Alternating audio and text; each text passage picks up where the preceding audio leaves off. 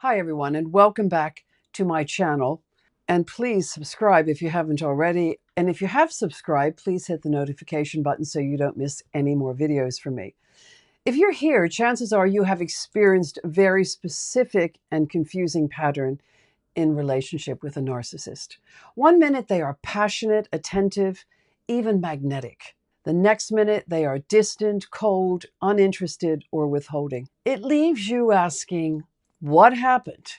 Did I do something wrong?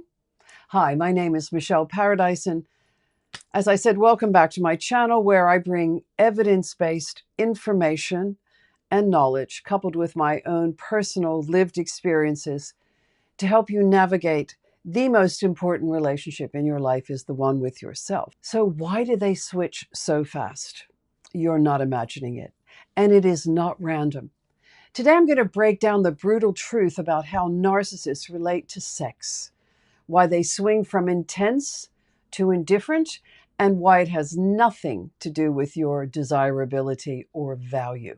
Let us start with the big question.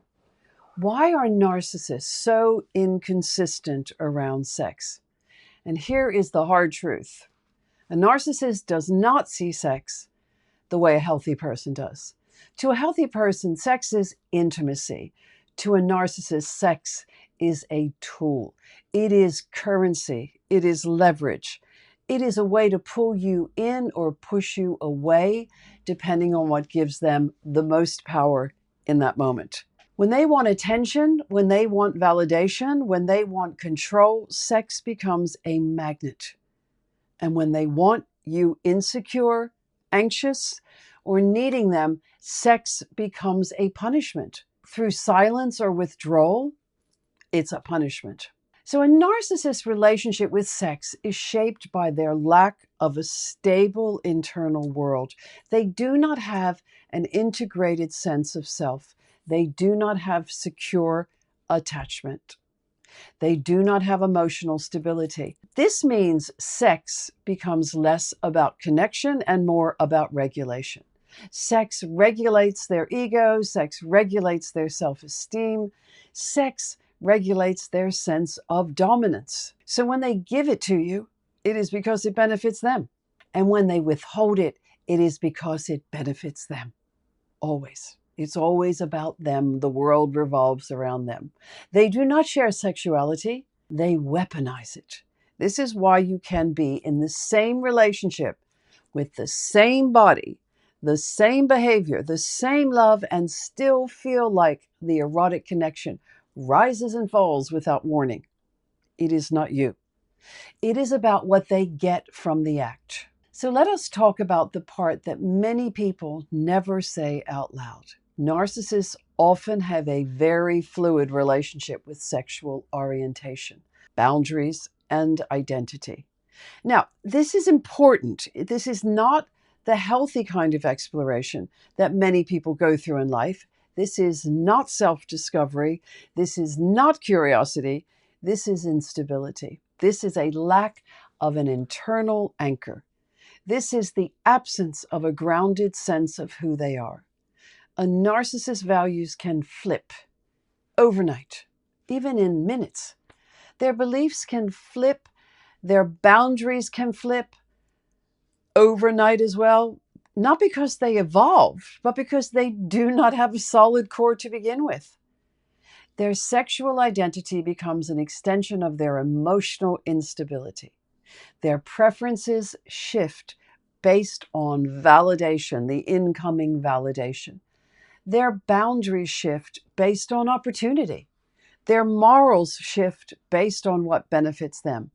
When you are dealing with someone who does not have a consistent moral compass, right and wrong are not stable concepts. Truth becomes flexible. Loyalty becomes conditional. Sexual choices become impulsive, inconsistent, or self-serving. I really saw this in my marriage to a narcissist. He did nothing wrong, even to this day. And within the marriage, he went and had children with other people whilst he was married to me, and we had children. So the moral compass doesn't exist. And when challenged about it, he had no justification of it. shrugged his shoulders and said, "That's the way it was. That's culturally the way it was for a man then." Anyway, now let us shift to you, because if you have been in this dynamic, you know exactly how painful and disorienting it is. One day you feel desired, the next day you feel invisible. One night, they cannot keep their hands off you. The next night, they act like they are annoyed that you even exist. This inconsistency does something very specific to your nervous system. It destabilizes you. It confuses you. It makes you question yourself. This is not just men to women. This is also women to men. I have some clients that experience this, and they are men. You might think, is my body not attractive enough? Did I do something wrong? Is someone else getting the attention I am not getting? Why does this energy shift so drastically? And here is the heartbreaking truth. None of those questions belong to you. Their sexual ambivalence is not a reflection of your worth. It is a reflection of either emotional chaos, it is a reflection of their lack of identity, it is a reflection of their shame and their fear of inadequacy. Their inconsistency trains you to doubt yourself so deeply that you stop trusting your own instincts. It's a huge gaslighting series of episodes. You begin to equate withholding with punishment and attention with approval. This is how the trauma bond forms. So let us name the pattern clearly. When they want power, they give. When they want power, they also take away. Either way, the goal is the same: control, dominance, emotional leverage. You are not imagining their shifts. You are not imagining the mixed signals. You are not imagining the roller coaster. None of it is random. It is a strategy born out of insecurity, entitlement, and emotional immaturity. So please hear this clearly. Their inconsistency is not a sign that you are lacking anything. Physical, emotional, you are not lacking. It is not a sign that you are unlovable. It is not a sign that you are not enough. It is a sign that they are unstable.